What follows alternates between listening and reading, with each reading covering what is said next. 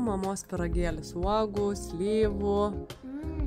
Labai skanus, mes jį daug kartų valgėm, labai skanus. Pyragą galima paruošti iš daug skaidulinių medžiagų ir daug uogų bei vaisių. Ir jį paruošti be sudėtingų ir įmantrių ingredientų labai paprastai ir greitai. Pyrago tešlai tau reikės viso grūdo speltą miltus sutrinti su sviestu, kiaušiniais ir agavų sirupu iki vienalytės masės. Ir šią masę tešlos ištepti pirmą pyrago sluoksnį.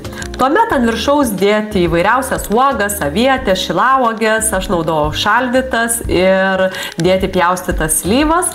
Vaisių ir uogų tikrai labai daug, gali naudoti obuolius, gali naudoti ir kriaušes, tai ką turi namuose. Ir tada likusią tešlos dalį ant viršaus taip pat ištepti.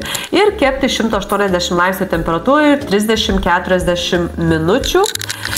Dar galima pačius vaisius uogas apšlakstyti agavų sirupu. Be galo gardus pyragas ir labai tinka šaltiems rudens bei žiemos vakarams. Patiko šis receptas, spausk like, dalinkis su draugais, negailėk receptų ir rašyk komentare daugiau receptų. Nori daugiau sveikuoliškų desertų, įsigyk mano knygą desertų ir turėk visus mano firminius receptus savo rankose.